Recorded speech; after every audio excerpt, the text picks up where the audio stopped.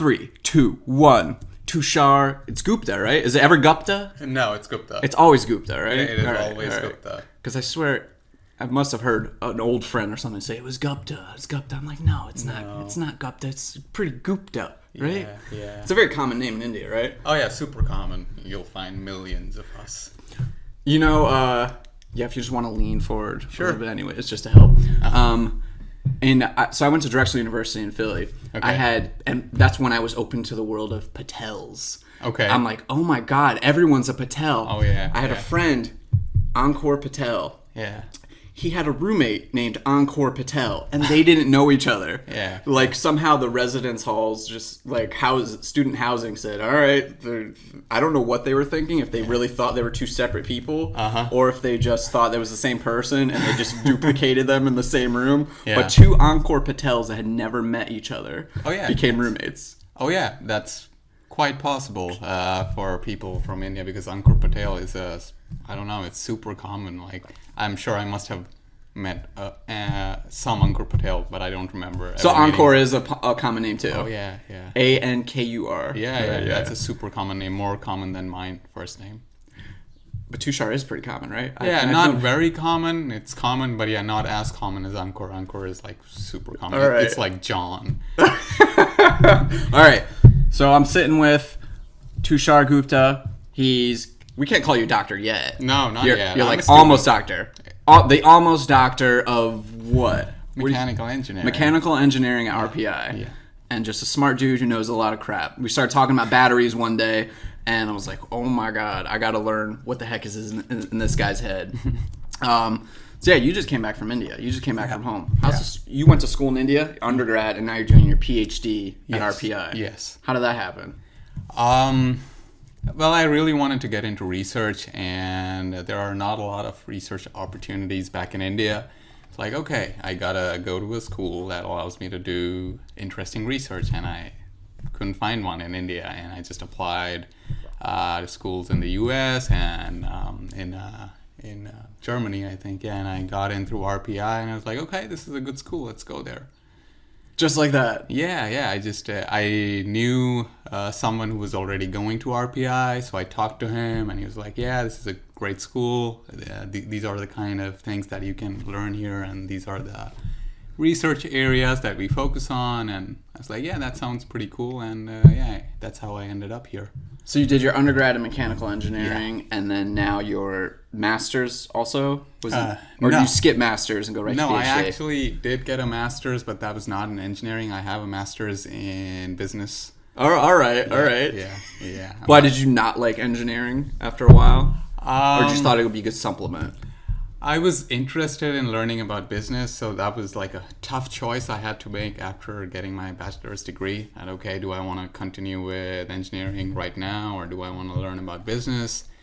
And somehow I picked business, and then I got a master's in the next 2 years. Then I worked for another year with a marketing firm, and then I was like, no, I want to continue engineering. And I was like, okay, I gotta go get a doctorate in engineering, and yeah, that's when I decided, okay, I'm going. Awesome. Yeah. Awesome. That's funny you took that path, that you went from, you completed your undergrad, Yeah. and then got a master's in business. When I went to Drexel, and I had all these engineering friends. I would say 6 of us lived in a suite together. 4 of them were engineering students. 2 of us were business students. And they all said the engineering class would come in 500 or 600 kids strong freshman year. Yeah. By the second term, it would be down to 200 or 300. Ooh. And they would all go to business school. They're like, they said, screw this. Like, engineering was a little bit too hard for them. Okay. So it's funny that you completed your engineering degree and then just like, all right, let me try master's in business, because I would figure undergrad would be, once you nailed that, like master's, I would assume not easier, but it would just be more of the same. Yeah. But you just like want to try something different, maybe, right? Yeah, not just different. It was like a lot of people who went to college with me wanted to do or wanted to study business, because it was just a super popular degree to get back then, or I think it is still now, like a master's in business administration. It is just one of the most popular degrees out there. So everybody was doing it, and I looked at the kind of stuff you learn. doing that master's, and I got interested as well. So it was mostly because it was what a lot of other people were doing. So what brought you back though? Just because you were like, business is, I'm working for this marketing company. This is crap. Oh yeah. I miss the science. Yeah, I missed the science even when I was attending my business school. When I was going to business school, I would find myself just looking at lectures by Neil deGrasse Tyson or Michio Kaku or any other scientist, and they would talk about science, and I was missing science, and business was not as fun as science was for me. So anyway, I got through school and started working, and I started working. I was like, okay, I can't keep on doing this forever, because my heart was not really in it, and I was like, okay, I got to go back to science and engineering, and that's when I took the call that, okay, I gotta go. I can't do this forever. And your parents, what do they think? They're like, all right, get out of this yeah, job. they were. I was surprised. They were very supportive, and they was like, okay, yeah, go what you gotta do. Go do what you gotta do. So what do you study? What are you working on now? Because you're kind of, we talked about batteries. Yeah. And we don't think about our batteries a lot, right? Yeah. Like we think about how cool our phones is. Like, oh, check out this new awesome app. Look what it can do. Mm-hmm. But we don't think about the battery until it's down to 5%, and we're like, oh crap, why is my battery run out? Because I remember this wave of technology was hitting us, over the last, especially the last 5 or 6 years. It's just like, oh my god, look at this computer in my hand. Look what it can do. And now I can order cars. Now to come pick me up. Now I can get hotels, or what can't you do on your phone? Yeah. And answers any question, any bar fight, any conversation you're having with a friend. We're like, all right, let's just find the answer. Yeah. And I'm like, no, there was no talk of batteries. No. Like we haven't, did we not evolve on batteries much in the past 10, 20 years? Yeah. It's nobody pays attention to the batteries, as you said, until it's like all drained, and you're like, well, I need more battery. My battery needs to be better, and everybody's just interested in how much your phone or even your laptop can do.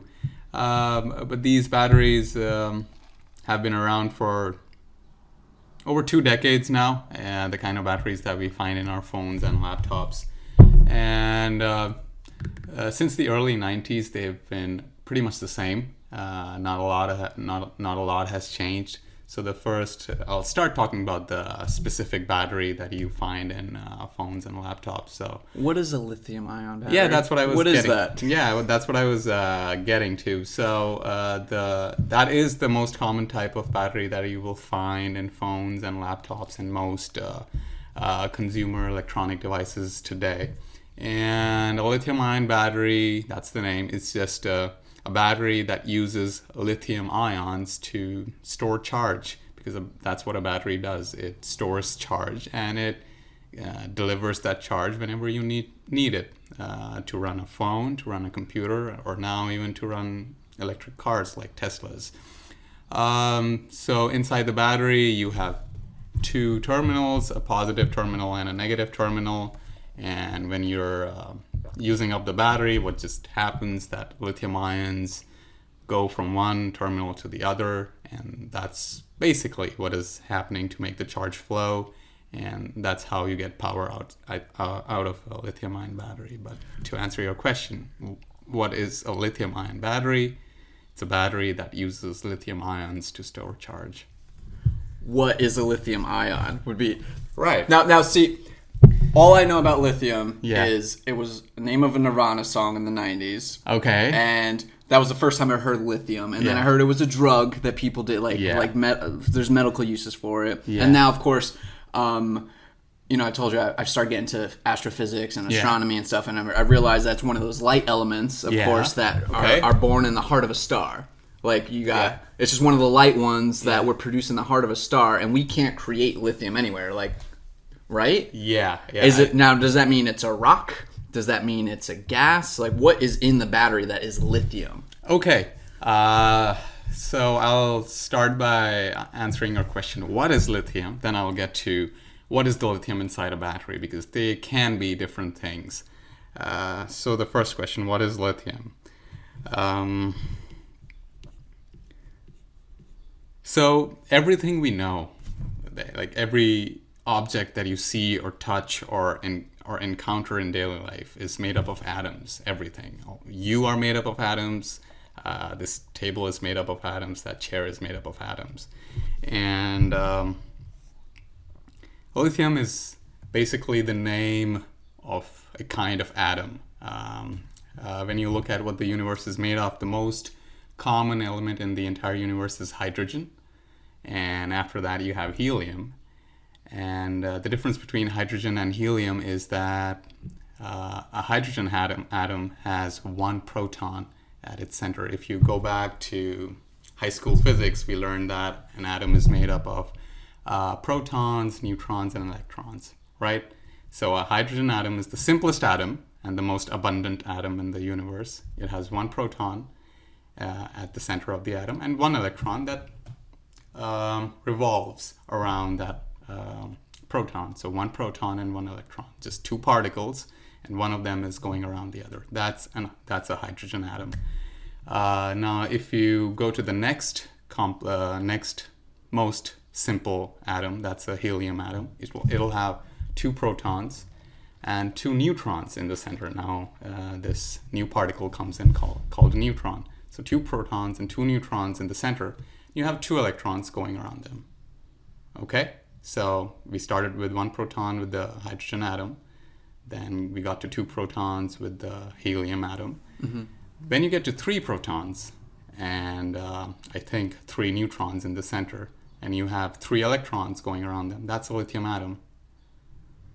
So now we're going threes and threes. Yeah. Okay. Yeah. So all right. Three protons and three electrons. That would be...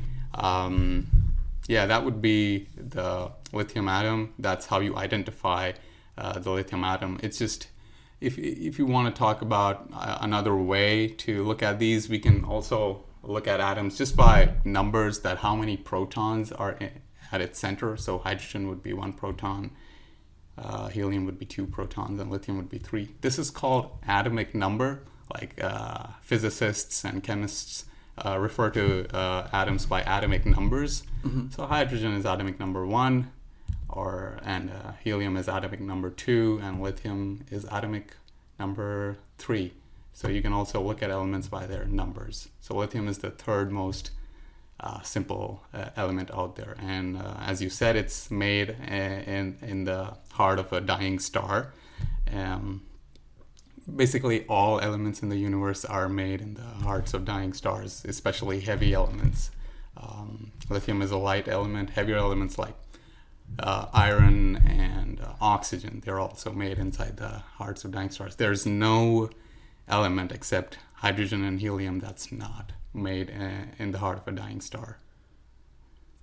Say that again. There is no element except hydrogen and helium that is not made at the heart of a dying star. See, that's crazy to me. Just hearing that's crazy. Yeah, that is crazy because the common sense that we've grown up with doesn't include that fact. But that's what it is. It is a fact that like the carbon inside your body, because we are carbon-based life forms, the iron in your blood, the oxygen that you breathe, all of it was forged inside the heart of a dying star. As a popular saying in science goes, that a star had to die so that you could live. That's awesome. Yeah. That's what since I've gone down this science-y road in the past 6 months to a year, I've discovered the poetry. Scientists love being poets as well. Like, because I think you are doing the same thing. And Neil deGrasse Tyson, Lawrence Krauss, any of these guys are just like, how do we communicate how amazing this crap is? Yeah, it's amazing. It is amazing. I was just in Ithaca last week, Cornell University, where Carl Sagan went, Neil deGrasse Tyson went, crazy astronomy department there, and just around the streets of Ithaca there's the Carl Sagan Planet Walk, and it has, I think it's down to 1/5 billionth scale or something like that. They have the sun right here, and you go like 2 blocks that way is Mercury. You go another block that way is Mars. Another block, or I'm sorry, Earth, and then Mars. And standing in front of I have a picture of me on my Instagram of me standing in front of the sun, and it has quotes from Carl Sagan, and it says something like, we are star stuff studying the stars. And I'm like, whoa, dude, that's deep. These guys are poets. Carl Sagan said a lot of stuff like that, like we are a way for the cosmos to know itself. That's also by Carl Sagan. And that is quite profound if you think about it. I think that is one of the most profound statements that I have ever heard. We are a way for the cosmos or we are a way for the cosmos to know itself. And it's crazy. Like I keep trying to tell my friends, since I've gone down this road, I'm like, guys, do you forget all this other nonsense going on? Just spend a few hours a week just learning about the cosmos. Oh my God. And you don't even have to do work. All the work is done. Smart people are working on this and have been working on it for hundreds of years. Like, you just have to read it. And I'm not absorbing everything I'm reading. Like, I'm working on I read that Neil deGrasse Tyson book. I'm gonna have to read it again. I'm reading Lawrence Krauss book. His is the greatest story ever told so far. I'm reading that for the second time right now too. I say the first time I read it, I absorbed like 10% of it. This time, I might be up to 30%. If I'm like, okay, I kind of get where he's going here. I kind of understand some of this, but it's just like, it hurts my brain in an awesome way. And I'm like, it's amazing. It's amazing. And then just I saw Jupiter for the first time through a telescope 2 weeks ago. 36 years old. I just saw Jupiter. I saw the orange and white stripes of Jupiter and the Galilean moons. Or the Io and Ganymede. There's the moons that you can see. You can see Jupiter's moons. And I'm like, what is How have I waited so long? Nobody told me to do this. It's crazy. And we were at my friend's house, and it was the first. She's like, "What are you doing?"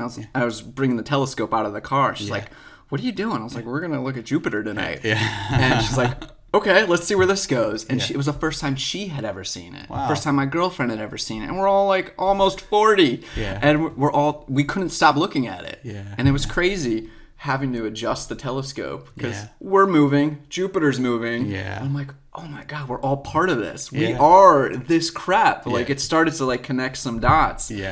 So that's one of the things that I think, one of the reasons I wanted to talk to you, because I'm like, man, I want to hear what other people, you're out there doing the work. Just explain to me what you're doing. And I'm glad Carl Sagan was, you're right, he was just reading the poetry. And that's why I had you repeat what you said earlier, because I'm like, there's just things we know, right, that happen in stars. And without, we are stars, right? We are dead stars, in a way. And you, in a way, walked out of a dying star.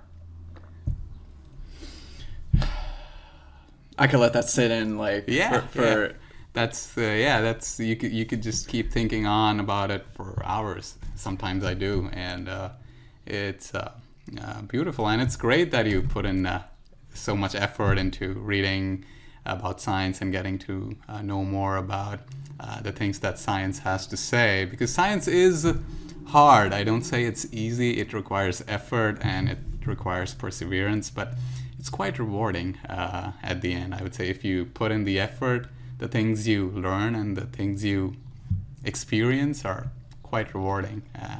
And some of those rewards are unparalleled. As you said, you looked at Jupiter and you had a feeling that, okay, this is us, like, we are this crap, crap being a technical term. But I don't think there is any other feeling like that. Nothing else gives you that kind of a feeling. Like Neil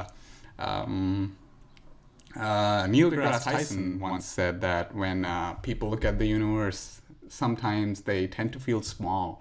But he said that when he looks at the universe, he feels big, because he looks at the universe and sees himself. He sees that he is made up of the same stuff as the rest of the universe, and he he says that he feels a sense of belongingness, that, okay, I belong here. This is me, all of this.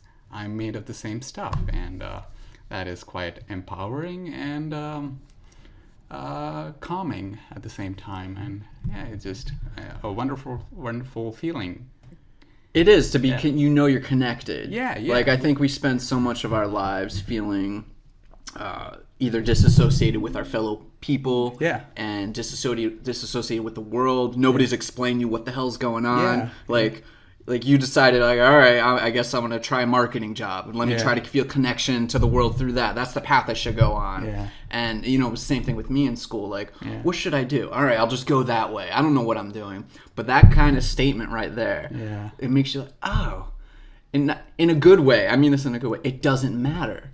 Like, we're all part of this together. Where nobody knows what the hell's going on. Exactly. But we're all part of it together, which is kind of it's just crazy. It's crazy. And it makes no sense. It makes no sense. That is because, as I said earlier, our common sense, we've acquired our common sense from society, and most of the times in most of the cultures around the world, it doesn't take into account that fact that you fit in with everything else. It's just society has taught us to feel isolated and dissociated from everything else around us. And I think there was a poet, I forget who he was, but he said, I, a stranger and afraid in a world I never made. That's basically how most of us feel. Like, we feel strangers, and a lot of times we feel afraid in being part of this world, and we feel that, hey, I did not make this world. Like, I am not responsible for what's going on around us, and we feel just completely isolated. That's part of the common sense that most of us carry today, and that's why when something just like a fact of science just comes in and goes against that fact or that belief that we have, we feel that, hey, that's nonsense. You're saying that I'm the same thing as the universe, that I am, I belong to the universe. I don't feel that way. Most people don't. And like, that's how they say, like, oh no, I don't feel this way. Because it goes against our common sense. And our common sense, as I think, has been rigged to feel that we are isolated and not connected to everything around us. We've lost a lot of our connection to nature. Oh yeah, totally. In only about 2 generations, by the way. Yeah. Oh yeah. That, like, our disconnection has been sped up in the last 2 generations. I would say. Yeah. And this is and we're born into this generation now, 2017, where you don't need any connection to nature. This is the world we know. We forget that, we just had great-grandparents that probably didn't have plumbing, didn't have electricity.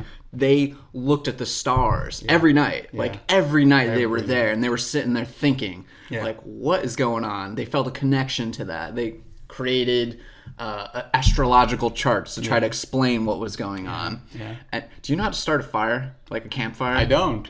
Yeah, see, I don't. This is one of the things. When we go camping a lot now, my girlfriend and I, the last few years, and it was one of the sobering moments when I tried to start a fire. I still have problems with it now. And I'm like, oh my God, I'm not connected to this world anymore. I'm almost worthless. Like, if all this power, this electricity goes off, what am I gonna do? I don't know. I don't know how to hunt. I can catch a fish every now and again. But starting a fire was the first time it took me about 45 minutes. Wow. And I was like, what?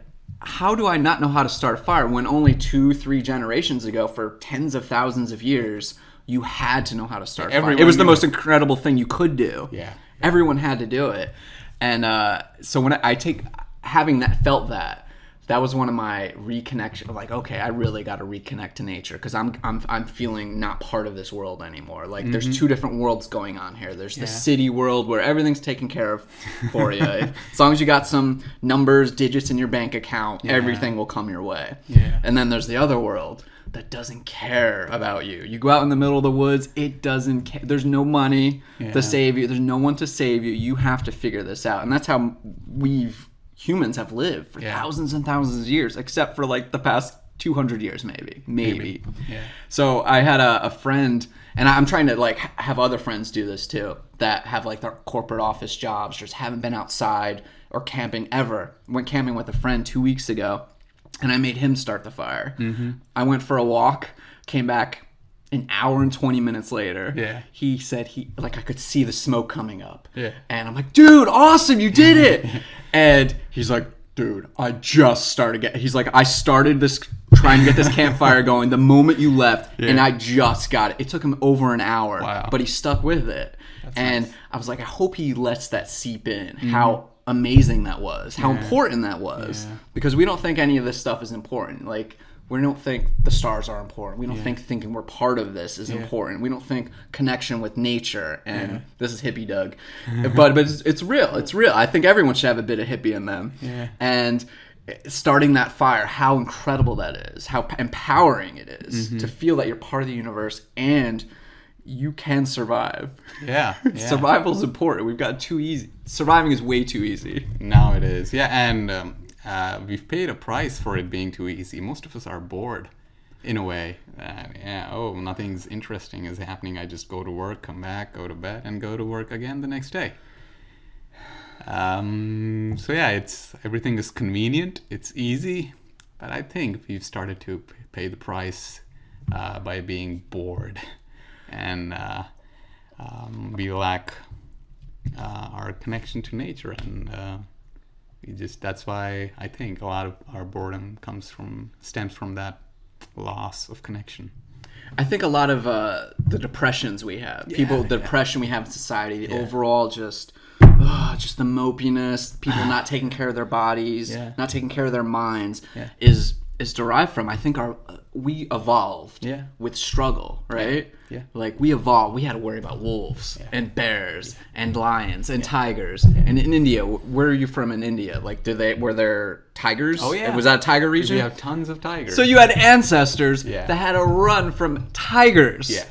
Now what? No, nobody has to run from tigers. No. We took care of that. Same thing here in North America. Yeah. We had wolves. Wolves were terrifying. Even in Europe, they were terrifying. And we don't have to worry about them anymore. Yeah. So it's like everything has gotten so easy to live, and we haven't evolved. Like, we still have that desire for struggle. We need to survive. I need a little bit of resistance. I need to be scared of something. Yeah. There's just too much. Like, this is too easy. This is why we have such an obesity problem, I think, depression problems, is that people, this is theories I'm working on, but I think, like, we need some kind of resistance. And that's why my friend I took camping with, I'm like, he needs this resistance. Like, he's a very overweight, kind of depressed dude. And I'm like, if he starts that fire, that might be the literal and figurative spark that gets him going. And he was a bit inspired and very proud of himself that he got it going. I'm like, all right, good, man. Just take that energy and just go do something else that's hard. It's so easy to avoid things that are hard. Like tigers. And wolves.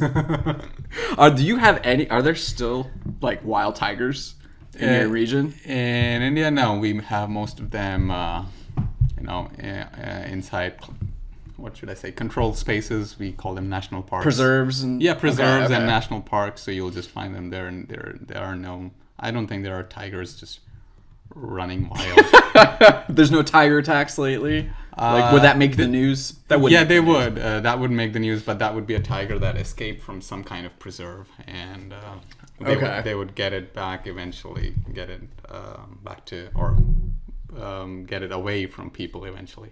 Okay. Yeah, but that did happen, I think, a couple of years ago. But has like a fear of tigers, or do you guys, like, is there a worship or an admiration for tigers and the people that survived when they were out there? Like, we love wolves. You see dudes walking around wearing wolf shirts all the time. Yeah. I'm like, you probably never saw a wolf. Yeah. I haven't seen a wolf in the wild. I never have. I'm pretty sure you haven't either. Yeah.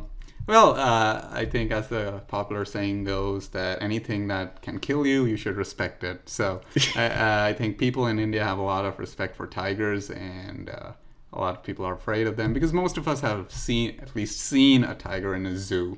And we have stories from the past that when people were killed by tigers, And and as you talked about worship, the Hindu mythology has has a goddess that actually rides a tiger, uses a tiger for getting to places. So there's also a religious aspect to tigers. They are kind of worshipped by some people in India. That's awesome. Yeah. I got peed on by a tiger when I was 3. What? Yeah. How did that happen? Yeah. I was at the zoo. It might have been one of those first memories of my life because it was so traumatic. I can still picture it. Like right now, these old memories, you just kind of picture like you're watching a TV in your brain. Like I can't see it from first person perspective, like the tiger actually peeing on me. So it's kind of me just watching me getting peed on at this point. But I was 3 years old at the Bearsley Park Zoo in Bridgeport, Connecticut. They had a tiger. Wow. And apparently you could get pretty close back to tigers in the 80s. And I wasn't that far away from it. Like, I remember not being that far away. And I remember seeing the leg lift up and the thing just peed on me. And my face was beet red and I was crying. I mean, it was a direct hit. Yeah. It wasn't like a spray. Like, this was a direct hit from a tiger. My mom grabbed me. I was crying like a little baby. Took me into the bathroom and was just, like, scrubbing off my face. She didn't know what tiger pee would do to me. She thought it might kill me. So that was my interaction with... That was, I think to this day, the only time I've ever actually been up close to a tiger. Like, I stopped going to zoos years ago because I'm like, these are sad places. I don't want to be here. Yeah. But as a little kid, I think that was my only interaction with the tiger. That is quite a story. I don't think I've ever met anyone who has been peed on by a tiger. Yeah, especially a little white boy from Connecticut. Especially, yeah. Wow, that is that must have been quite an experience. Yeah. See, I remember it. Like, I try to think what was my first memory of life. That might have been it. I think I was 3. Wow. And getting peed on by a tiger. Yeah, that's it. All right. Lithium. Where did it come from, man? Yeah. All right, so it came from a center. That also came from a star? I think some lithium might have been formed before stars were formed. Like the universe started with something that scientists today call the Big Bang. So all of the hydrogen and helium came from it. And I think some lithium also came with it. But lithium... I might be wrong here because I'm not an astrophysicist, but lithium, I think, can also be formed inside stars, but it also came from the Big Bang, small amounts of it. So lithium comes from either the beginning of the universe or from the heart of a dying star. And our planet Earth came formed when gas clouds in the universe were collapsing to form planets and solar systems and stars like our sun. So a lot of that of those gas clouds had lithium in them, and a lot of that lithium condensed and collapsed while the Earth was forming, and that's how we have a lot of lithium inside the Earth, and we dig it out of the ground, and now we use it to make batteries. What does it look like when it gets out of the ground? So it will just look like a mineral. You will dig it out. It'll just basically look like some kind of rock. You dig it out of the earth like a mineral, and then you have to purify it so that it can eventually be used inside a battery, because in a battery you just need very pure lithium. And lithium by itself, as I said, it's an atom, right? So when, let's say you talk about a common metal, let's say copper or iron, when you take a block of iron, it's made up of iron atoms. If you have a block that is 100% iron, that will be made of just iron atoms. If you take up a block of gold, it'll be made of just gold atoms. So when I talk about just lithium, without describing it any further, if I just say lithium, that means lithium metal. It's a silvery metal, kind of like the way like aluminum looks. So if you have a block of lithium, it'll look kind of like aluminum, but it's pretty soft. Like you can crush it with your hands. It's not a very hard metal. Yeah, but you cannot do it in air because lithium reacts very rapidly with air, and it'll start combusting. It'll burst into flames if you have lithium out in the air. So when I said you can crush it with your hands, you can crush it, but not inside air, inside a controlled environment where there is no oxygen. So this would be after you take the rock. Yeah. Because if it's in rock form, you're saying is it mixed with other stuff, so it's not combustible. Okay. It's a mineral. So a lot of minerals, they're not pure substances. Like when you get iron out of the ground, it's mostly iron oxide. It's not pure iron. It's a combination of iron and oxygen. To get iron, you have to do a lot of metallurgical. You have to apply a lot of metallurgical processes to it. You heat it, you melt it, and then you react it with certain gases to get pure iron out of iron oxide. Same goes for copper. You will find some oxide of copper. You won't find pure copper easily. You have to process it inside a special factory or something like that, and you'll get pure copper. Same goes for lithium. You'll find a mineral which is probably a combination of lithium, carbon, and oxygen, I think. And you'll have to get rid of the carbon and oxygen to get pure lithium. And then you cannot store it in air because, as I said, lithium will just start burning. It will burst into flames, and it's a very dangerous substance, pure lithium by itself. And that's why you don't have pure lithium inside a battery. I'll get to that in a second. Because you knew that was my question. Yeah. You're like, how come so you're saying I can open my battery, it's going to explode. You're saying that's not. All right. No, that might be true as well. If you tamper with your battery, it might still explode. It might still explode. Yeah. All right. Do not try to open a lithium-ion battery. That can be very dangerous. Okay. Yeah. Don't open. That's a lesson. Don't open your battery. Yeah. So what about all these? So these Samsung phones that were catching on fire. Does this have anything to do with the lithium? Not directly with the lithium. The batteries were not designed properly. They were just like any other lithium-ion battery in terms of the chemistry, as in terms of the stuff that we put in there. But they had been designed poorly, and it was just an accident waiting to happen the way they were designed. Do you want me to go into that right now, or? Dude, you talk whatever you want to talk. Whatever road you're on, I'm going to follow. Okay. Yeah. So the quality of those batteries were not very good, and what they were trying to pack a lot of material inside the battery. So how batteries typically work is that you put in, like when you take a look at the battery pack inside your phone, there's a lot of stuff packed inside that battery pack, and the more stuff that you can pack in, the longer your battery will last. But there's a limit, right? You can't keep stuffing the battery with more and more material. There's a limit before your battery will be too tightly packed. You get where I'm getting at? What Samsung was doing was just trying to put more and more material inside the battery, and they put in so much stuff that it was too tightly packed, and it was just not stable. When you use that battery, in a way, things inside the battery started breaking apart, and it was just not robust. And they were just trying to pack in too much energy inside a small battery.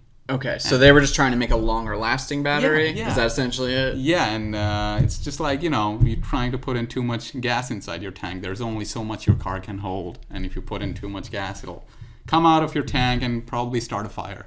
Something like that. This is another thing I love about scientists. Can I call you you're a scientist?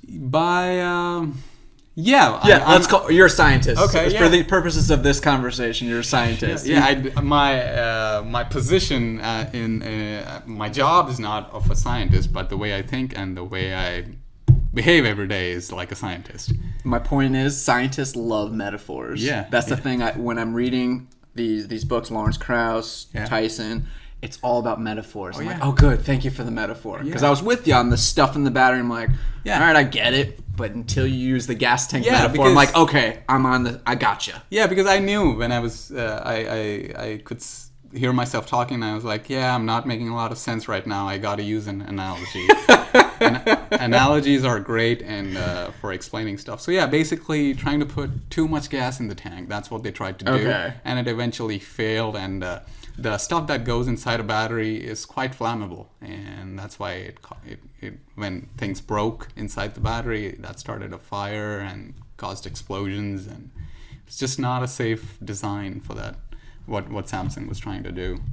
Okay, so they need, so back to the, take them out of the ground, Yeah. you purify, you get pure lithium, Yeah. and they store it in what, like nitrogen? Or how do you store lithium? A typical way to store lithium is oil. You just submerge it in oil. Like,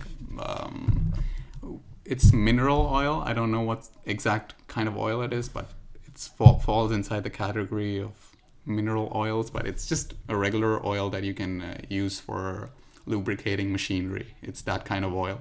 So you just put the lithium inside so that it always remains under the oil, so that it never comes in contact with air. That's how you store pure lithium, and that's how you transport it.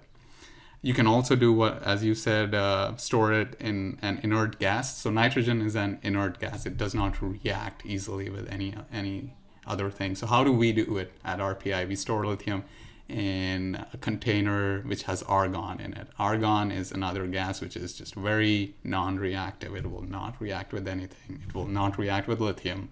Lithium will just stay unaltered inside an argon environment for as long as you want it to be. Okay. Yeah. So so is that argon gas? Yeah, argon gas. How do you get argon liquid? Is that...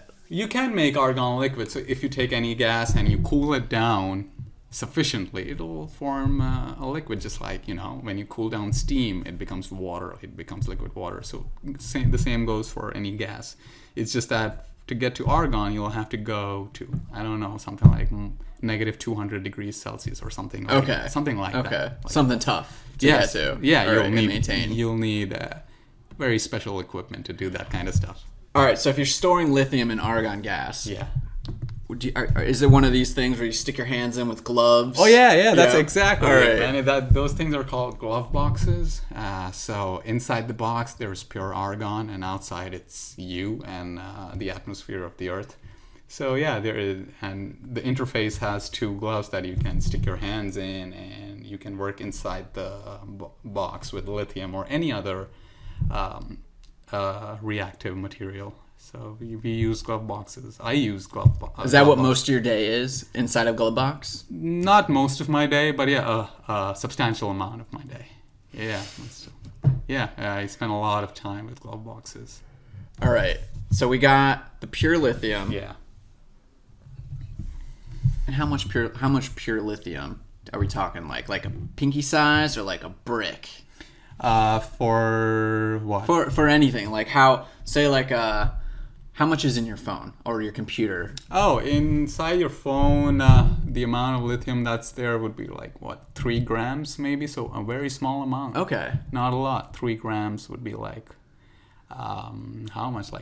Like a teaspoon or a half a teaspoon? Something like that. Something like that. So it does not take a lot of lithium to power your phone. It's just that the way the lithium is put inside the battery, that's where all the... I want to say magic. Okay, I'll say magic. Say magic. Yeah. Because it is magic. Yeah. Because how do we figure this out? Magic. Yeah. That's where all the magic lies. So not a lot of lithium. Like your computer will have maybe 8 times more lithium because it's much larger and requires a lot more power. An electric vehicle will have kilograms worth of lithium, and because a car is a heavy piece of equipment to move, and you need a lot of power to move a car. So you have a lot more lithium inside let's say a Tesla.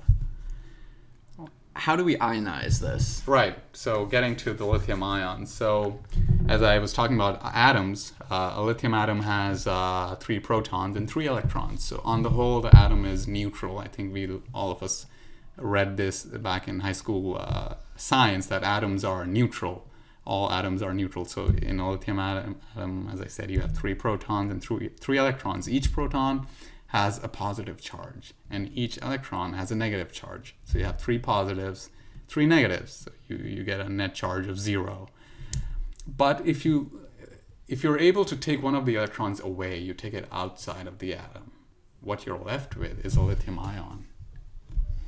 So just take one electron away from the lithium atom, you will be left with a lithium ion, and it will have a net positive charge because you have 3 protons and only 2 electrons now. So 3 positives and 2 negatives, you end up with 1 net positive.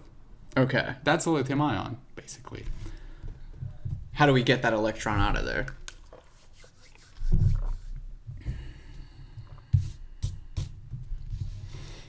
Feel free to use metaphors. Yeah, I'm trying to frame my explanation.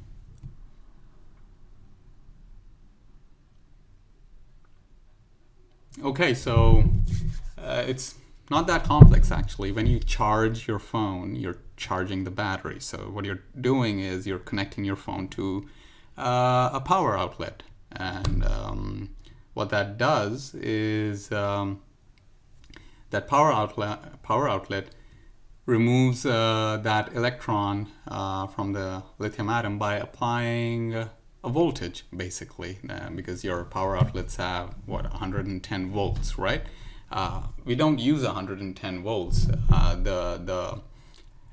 The circuit inside the phone and also inside the power cord that you use to connect the power outlet to the phone, what it does is it converts the voltage to a suitable value that, when applied to the lithium atom, will take that electron out of it.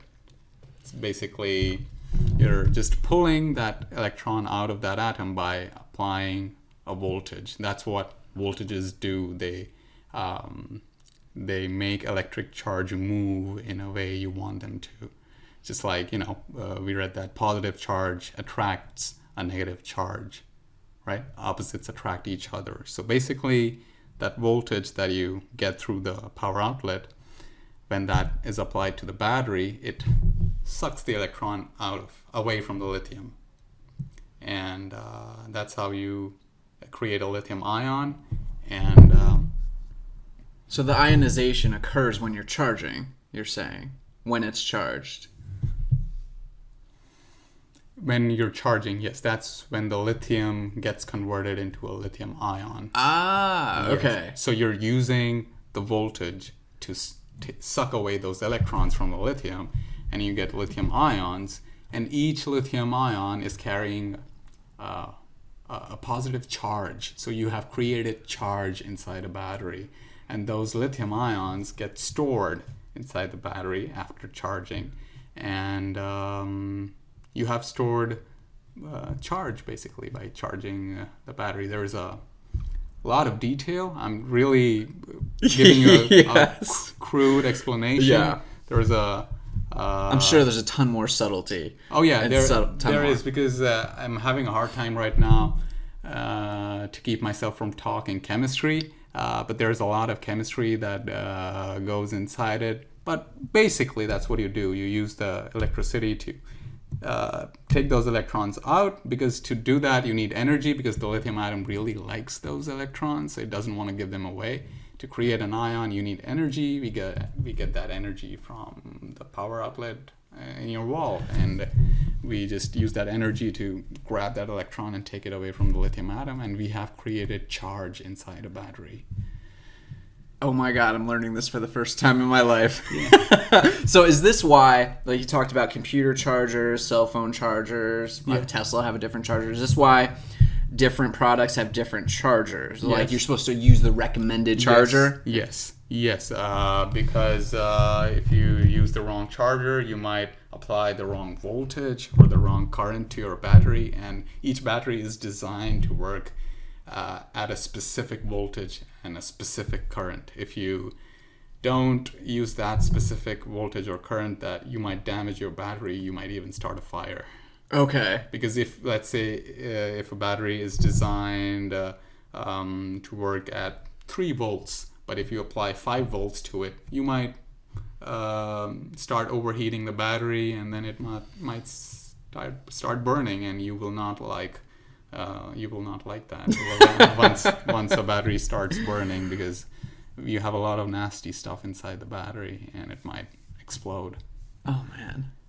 Yeah, because some of the stuff inside there, other than lithium, there is other stuff inside there that just loves to burn. So can lithium be reused? Like we throw away our batteries all the time. Yeah. I have an old cell phone charger and an old computer charger that I know I could drop them off at Best Buy or something. They have a bin where they say they recycle them or something. But Okay. is there any way say when the charger dies Okay. or breaks for whatever reason, is there a way to people like, take that lithium back out, and can we reuse that? There's a recycling program. The in it. charger has no lithium. All the lithium is inside the battery. Oh, I'm sorry. Inside the battery. Yes. So yeah, talking about batteries, it can be recycled. It is recycled. I think there is a recycling stream for lithium-ion batteries, and I think there is one at RPI. So I always recycle my batteries, all my lithium-ion batteries that are old and are not working anymore. So they strip the battery apart, take the lithium out of it, purify it again, because while you have used it, it has become kind of impure after you've used the battery for hundreds of times. So they recycle it, repurify it, and put it inside a new battery. That's done. Yeah. Okay. So lithium. So what about these old batteries? Say like Duracell, the copper top. Yeah. Those are mostly not rechargeable, and they do not use lithium. Most of them. There are very few batteries of that kind that use lithium. I'm sure you must not have used one with lithium in it. So the ones that you use mostly have, I think, zinc in them. They're called alkaline batteries. If you read the labels, I think they say alkaline batteries. They are totally different from lithium-ion batteries in terms of the kind of stuff you put inside the battery. So they don't have lithium at all, and because of that, they're not rechargeable. You use them once and then you throw them out. A lot of those batteries, right? And those kinds of batteries are called primary batteries because those were the first kind of batteries that we invented as humans. The second kind of batteries, the rechargeable batteries, are secondary batteries. So lithium-ion is a secondary battery. This is just engineering terminology, but I think it's good to know. And for sure. What happens? So I throw away these alkaline batteries. Yeah. My mom always told me as a little kid, like, we shouldn't be throwing away batteries. Is that a real problem? No, it's not. The alkaline batteries of today can be thrown away. They don't contain a lot of toxic substances, but I think batteries that came before that contained some metals that were toxic. So yeah, I think you can throw away alkaline batteries that are on the market today. You can just throw them out in the trash because they don't contain toxic metals. But the batteries before them, I don't know the exact constituents of those batteries, but they contained some toxic stuff. So your mom was right. The 1980s and 90s batteries were you were crap. not supposed to All right. throw them. All right. You were not supposed to throw them. Just like, the batteries inside your cars, like the cars before the Teslas and the Chevy Bolts of today. What car do you have? Not an electric. Not an but electric. Yes, we have a Mazda. However, Yeah. I can't wait for that new Tesla to come out. Yeah. Oh my God. That's going to be That's crazy. what, another 4 or 5 months, I think they start delivering. Yeah. With the Model 3. Model 3. They start making it in July. That is just a few weeks away.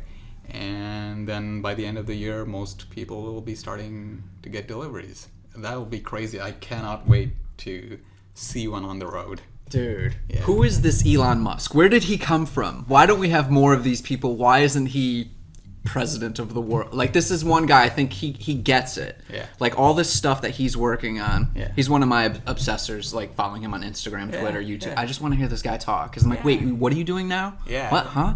What? You're going to outer space? Yeah. Wait, this is the PayPal guy, right? Yeah. This is Yeah. the PayPal guy. And now PayPal. he's going to outer space. Yeah, he wants to colonize Mars. Crazy. Yeah. And he has rockets now that, like, we can reuse. The Yeah. boosters, they just come back down. Yeah.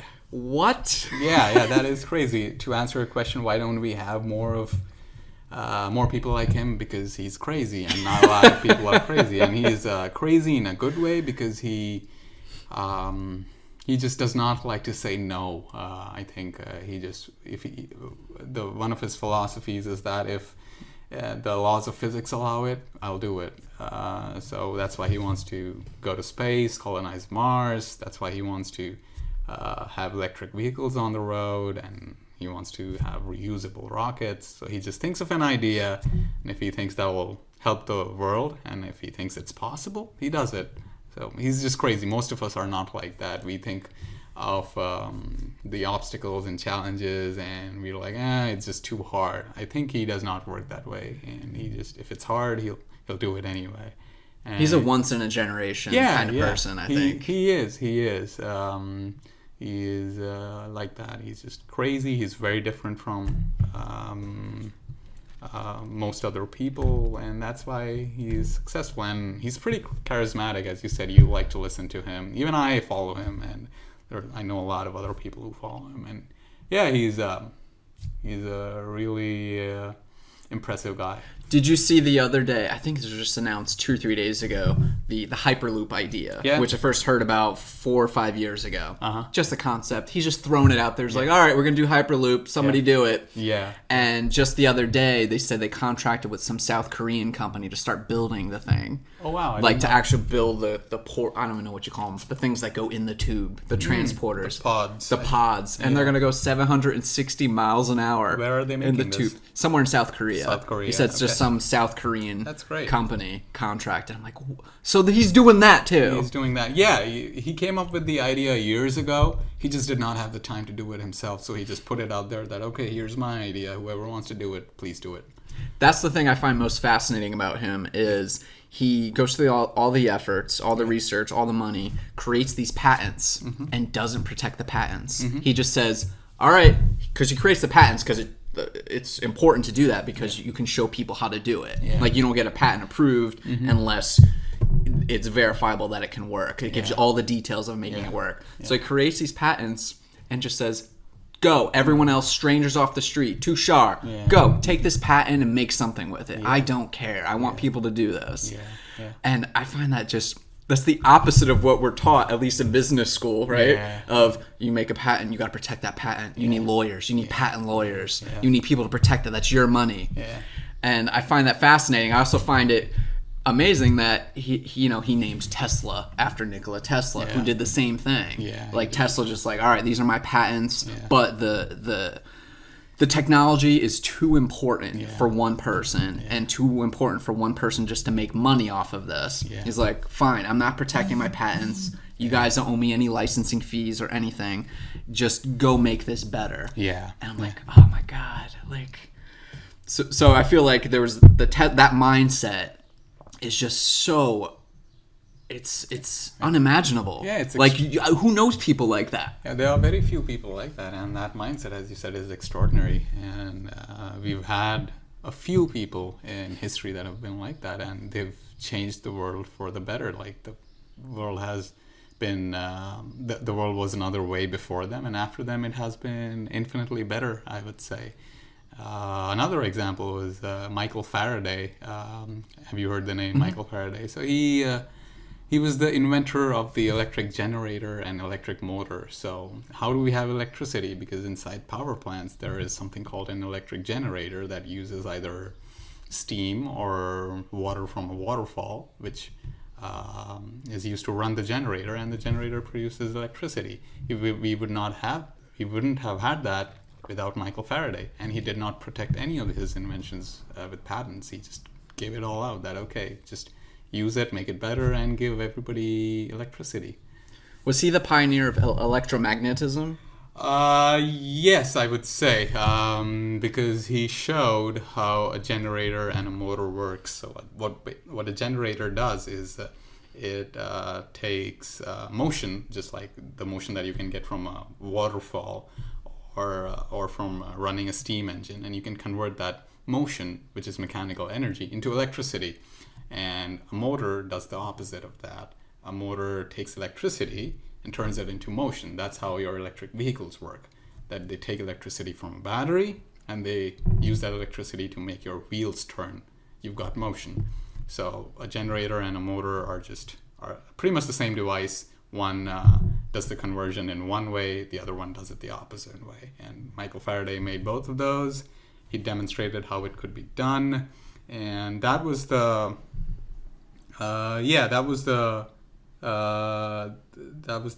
thing that started electromagnetism.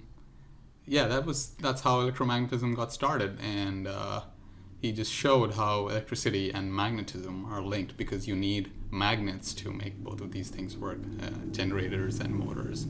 And that was the starting point of electromagnetism.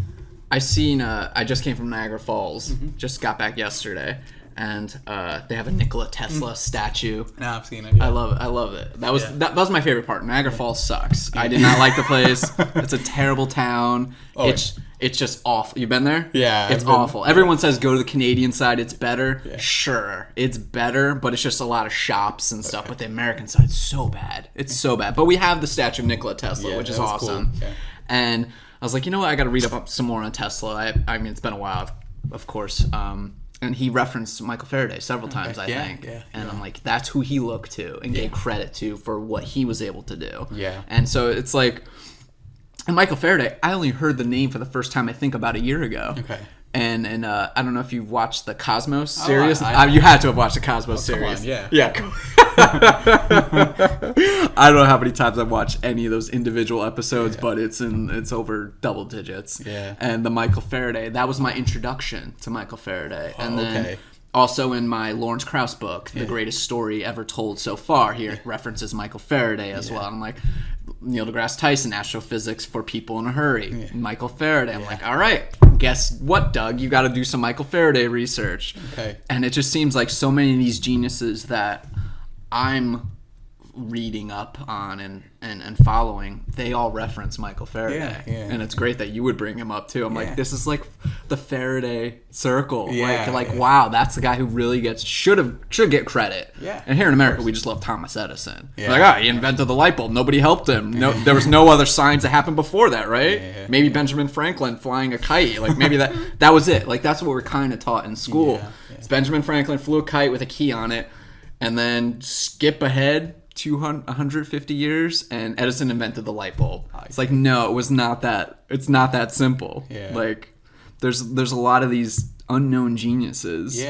Michael Faraday, I think, is one of the greatest experimentalists to have ever lived. He did a lot of work for getting electricity to happen, basically, to get it to make electricity accessible to the common man. Thomas Edison would not have had electricity to light his bulb if Faraday had not been there. It's crazy. Was it just a marketing thing, you think? Like these people we don't hear about. Like I hadn't even heard of Tesla until maybe in my 20s. And it was just all Edison. And especially where I grew up, there was a lot of General Electric factories, and there was a lot of Connecticut, New York area. So there's a lot of General Electric factories, and it was always Edison this, Thomas A. Edison High School, Thomas Edison Elementary School, Thomas Edison this and that. I'm like, he's the only one. We did nothing. We did nothing prior to that. But like these other guys, I'm realizing like, Tesla was just not good at marketing himself. He wasn't interested in branding himself. Apparently he wasn't interested in money either. And because, everyone says he died, without a dime. And then by himself. And Michael Faraday, I don't think commercialized any of that. He did not commercialize. He was in it for the science. Yeah, he was. And Thomas Edison was a genius. And he was a shrewd businessman, and he basically marketed himself very well. And he actually went as far as, I think he tried to defame Tesla at times, because Tesla and Edison lived at the same time. And he tried to make his way of doing things more popular than Nikola Tesla. Like one of the best examples for it is that what we get, the kind of electricity we get in our homes is something called alternating current, AC, right? And Nikola Tesla made AC happen. Thomas Edison wanted to do DC, direct current. And he tried his very best. Edison tried his very best to stop AC from happening because he wanted to do it his way, which is direct current. But what do we have today? We have alternating current because it is so much better than direct current for distributing electricity to millions of homes in a city. Alternating current is much better, and Tesla gave us that. So Mr. Edison was just a little bit too stubborn. Yeah, he just like, no, this is mine. Yeah, he wanted to do it the other way. He wanted it to be a direct current supply of electricity, which is really bad for distributing electricity over long distances. Direct current is just pathetic because you end up losing a lot of that electricity. with alternating current, you don't lose as much. You save a lot of electricity. So it's an efficiency thing? Efficiency, exactly. Okay. It's an efficiency thing because direct current is lost over long distances. Alternating current, not so much. You spoke about him going after Tesla, Edison going after Tesla. I have some vague memory of Edison showing the dangers of alternating current and electrocuting an elephant or something. That is true, yeah. He What the hell is this guy thinking? He was just trying to demonize alternating current. That he thought that he'll show the public how how an elephant can be electrocuted using alternating current, and he just showed everyone. And he tried to demonize alternating current in a way, and tried to say that my way is better. And I think that story is true. Oh my god. Yeah. What a nut. Yeah. Humans are crazy. Like, why, dude? Like, you were already Thomas Edison, right? Yeah. Why do you need to kill elephants? And Well, he was a shrewd businessman, and he was a genius, and a lot of intelligent people just want to have all the success to themselves. But then the juxtaposition, trying to compare him to another genius like an Elon Musk, who is giving away millions of dollars in his patents by not protecting them. Yeah. It's hard for me to reconcile. Yeah. Like Thomas, like there seem like two different people. Yeah. Like you have your shrewd businessman who'll do anything to win and make as much money as they can and say, I'm right, I'm the best. Yeah. And then you have your genius. I compartmentalize. I don't think those are two different people, or the same people. And then you got the genius. Yeah. They usually aren't the same person. Well, Like at least not. Yeah. Geniuses usually aren't that big of a-holes, is what I'm getting at. Like, what kind of mindset do you electrocute an elephant? Yeah. And I think, wasn't Edison also the first execution of a prisoner or something, I think, in New York State, he wanted to use AC to, like, kill a guy, too. Yeah. Like, a convicted murderer was the first time they ever used the electric chair. Yes. And Edison was contracted to do it, and he said, okay, let's use AC so that everyone knows that that can kill you. That can kill you, yes. Direct current could kill you too, right? Yeah, but he was just trying to market direct current in a way that will help people accept it, and he was trying to demonize alternating current, and he just used alternating current to kill elephants and people. So weird, man. That's such a weird time of history too, all the robber and baron era of the United States. I don't know how familiar you are with that, but it's the same thing. Stories I heard, years ago about why do we have so many cars everywhere? Like we go to Europe and other places around the world, probably India. You guys have trolleys and streetcars, and it's a much more efficient way, cleaner way to transport people. Electric cables and all that stuff. And back in the day, was it Ford and John Getty and JP, all these people bought up all of these rail lines that were going through the cities, like all these little trains and trolleys, and they bought all these companies and then just tore them out of the ground and said, nope, you guys are going to have to use cars now because we want you to buy our cars and buy our oil and gas. I'm like, you jerks! It would have been so great to not have congestion. It would be so great to not have the highways look the way they look now. Because when we go to Europe, like a city like Amsterdam or Zurich, I'm like, oh, there's no cars here. Everybody's just riding a trolley. It's so much more efficient. But these dudes 100-something years ago are like, they just wanted money so bad. It was all about winning so bad. Yeah, but also we did not have as many people back then, and I don't think they had as many. Of course, they did not have as many cars back then, and I think back then they thought it was a good idea because you did not have this kind of congestion back then. And yeah, Ford was, again, a genius and a brilliant industrialist, so he knew how to win, basically, and he did it. And he was the first man ever to mass-produce cars. The Model T by Ford, that was the first ever mass-produced car, and it sold like hotcakes, and because he knew how to do it right, and he knew how to market it right. People yeah. love cars. Oh yeah, People love doing things by themselves. I will say that it is nice to just be able to not worry about a schedule or waiting for a train or a bus. Exactly. And you just get in your car and go wherever the heck you want. That's awesome. I get it. But at the same time, I'm like, I wish we had like cities, like a little city like Troy here. I wish we had our little trolley because we used to. If you ever seen old pictures of Troy, it's like trolley. I'm like, that's great. That must be It'd be so great to not have to worry about getting hit by a car because these people are terrible drivers. Yeah. And well, I think people in general are terrible drivers, but especially in little cities like this, I'm like, why don't we have little trolleys? We'd be so much better off. Yeah, Maybe. Yeah, but I think that kind of a situation might come back with electric cars, especially if we have shared riding of electric cars, because once you have a lot of electric cars in each city, you can share those electric cars. You just take out your phone and summon an electric car. It'll pick you up and drop you off wherever you want to go, and then it'll just go away and sit in a basement somewhere till the point where you need it again, where you again summon it with your phone. So and I think those cars will not be shared by individuals. They'll just be like a pool of cars that people summon at will, and I think that'll get us closer to the kind of situation that you like. Less cars, less bad drivers. Exactly. So you're talking about self-driving cars, right? Yeah, no drivers. Yeah. So which is what we want. Yeah, exactly. No, like a lot of people love driving. I don't like driving that much, so I'm happy getting rid of driving. So yeah, less cars and no drivers.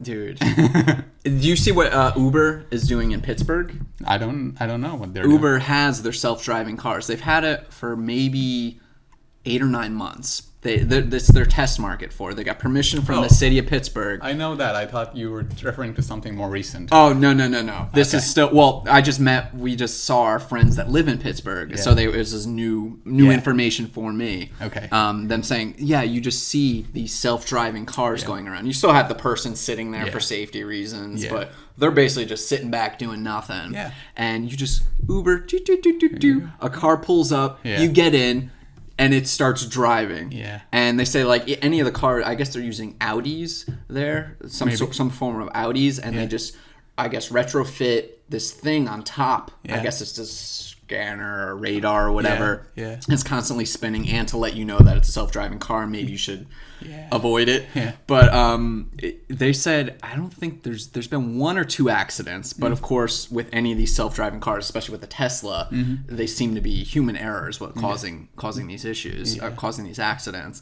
But they say they drive around Pittsburgh, walk around Pittsburgh, and they see these cars everywhere, and people are stoked. I'm like, people just want to play on their phones. People don't want to drive, man. They don't. Like, people just want to just not drive. Like, I think it's a crazy generational thing, because my generation, I remember the day I got my license, I was like, oh, I can do adult things now. Like, it was that freedom. This generation now, I think, 25 and under, they don't care. Okay. They don't want that. They don't driver's license. Like, they don't care. They want to just play on their damn phone. So I think, how soon before they become ubiquitous until we have Ubers driving everywhere? Self-driving Ubers, electric, or just Teslas. Yeah.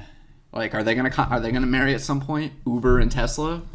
Maybe. Tesla already has self-driving cars, so it all depends on Uber if they want to use Teslas. They can use any cars, because in the near future, a lot of cars, not just Teslas, will be self-driving.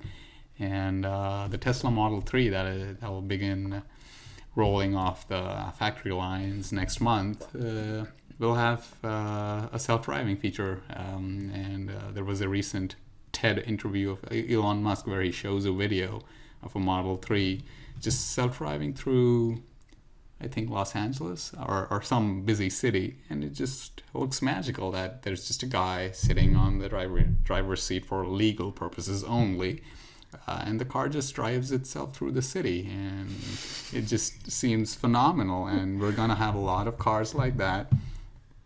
Like, by next year, we'll have a lot of cars like that. And I think Uber is super hungry to jump on electric self-driving vehicles. And Uber is coming to upstate New York next week. Yes. Did you know that? Yes, I did know that. So next week, or is it The 29th. So that's the end of this week. 5 days. Yeah, so the end of this week, Uber is going to be in upstate New York. And yeah, in the next couple of years, I'm sure you'll see self-driving Ubers here in upstate New York. Dude. That is going to be awesome. It is going to be awesome. That's the word for it. I try to tell my parents this. Yeah. And pretty much anyone a little bit older than me, even my peer group, they're like, "No, I don't trust it." I'm like, "What do you mean you don't trust it? You don't have to do anything. Like nobody wants to drive." Yeah. So I think it's incredible. And the mall, where is it? Colony or whatever, the something center mall. It's like 5-10 miles away from here. Center, they have all these Tesla charging stations outside there. Yeah. I'm like, oh, it's it's here. It's like here. we It's want coming. It's not science fiction anymore. It's not. It's all happening. And the crazy thing about, say, the Model 3 or even the Model S that's out now is they just require software updates. Yeah. Like you don't need to go to the shop No. to get them fixed or anything. No. I mean, some things that need to get fixed, they need to get fixed. But to make the car better, you just upgrade with a software. Yeah. What? Yeah, that is crazy. And one main reason why you don't need to fix an electric vehicle as often as a gasoline-based vehicle is that a gasoline-based vehicle uses an engine, an internal combustion engine that is much more complex than an electric motor. So an electric motor runs a Tesla or a Chevy Bolt. It is a much simpler machine than an internal combustion engine. So there are fewer parts and fewer things that can go wrong. So you don't have to fix your electric vehicle as much or as frequently as you have to fix your old Mazda 3. Yeah, okay, yeah, your Mazda or your Toyota or your Subaru. So it's a simpler machine, and you don't have to fix it as often. And the navigation system and other software applications that you have inside the car, you can just upgrade them over the internet. Yeah, dude. Yeah, your car gets smarter with each upgrade. It's hard to realize that it's hard to appreciate, I think, that this is the future I was promised as a kid, right? Yeah. Like, cars are going to drive themselves. I couldn't figure out I was like, no, there's no way that's going to happen because the internet wasn't even a thing at that time. Yeah. And phones, you have computers in your hand. No, I don't think so. What do you mean? I'm going to be able to video conference with someone? None of that was feasible. I couldn't picture any of that because there was nothing that started it. Yeah. And then we got the internet. Yeah. And then now it's just I think the greatest thing about the internet is the exchange of information and ideas. It's accelerating all of these ideas. Yeah. We got a guy from Uttar Pradesh, India, and a dude from Stratford, Connecticut sitting here talking, and somehow the internet this information has connected all of us. Yes. Here's another Tesla thing that blew my mind a month ago. Mm-hmm. I didn't know that Tesla had an SUV. Mm-hmm. Did you know this? The Model X. Dude, I saw it for the first time about a month ago down in Woodstock, New York, of all hippie places to be. There was an SUV drove by and had the big T in the front. I'm like, that's a Tesla. Wait, what? When did this happen? Oh, okay. And I did my little quick research to find out when did this happen. Mm-hmm. And they just released them like in 2016 or 2015. Yeah. And they just did it because people were demanding it. Yeah. But they weren't trying to do large scale. I think they only made 5,000 ish, and they're $250,000 each. Yeah. There's $250,000 SUV, Tesla SUV driving by. I'm like, that's an amazing vehicle. Yeah. And it made me think. I remember hearing Elon Musk speak years ago about once we could get the batteries right, we need to get into the pickup truck world. Yeah. That's what's going to really change the world because the most popular vehicle I think in the United States is like the Ford F-150. Yeah, it is. Especially when you go down to Florida, Texas, you go down south, everybody's got a pickup truck. Yeah. So I think seeing that SUV, I'm like, oh my God, that crazy guy's doing that too. Yeah. SUV is out there. Have you seen one? I have not. I am yet to see a Model X. I've just seen pictures and videos of it on the internet, but I've never actually seen a Model X. Is this still going to be is it just a battery issue? Like bigger vehicles requiring bigger battery? Is that the delay? I don't think it's that much of a delay because he's planning to roll them out pretty soon, and I think he's got the batteries figured out. I don't think he has revealed the exact dates when he plans to roll them out, but I think it's going to be a couple of years at most. Well, I guess the sensible business approach would be we need the Model 3 to be a success, right? Oh, yeah. We need a consumer car. Consumer car, a mass market car that almost anyone can buy. So that's his priority right now, because I think that's going to make or break the electric vehicle segment in the market. Yeah, it's going to be a defining car as I see it. That's awesome, man. Yeah. Dude. Thanks for blowing my mind, man. Yeah. This has been great. This has been great. Let's do new information. Don't blow anything up in your little lab, and let's do this again in a few months or something. Oh, yeah, sure. All right? Sure. Yeah. Tushar Gupta, soon to be doctor. Yeah. Later, guys.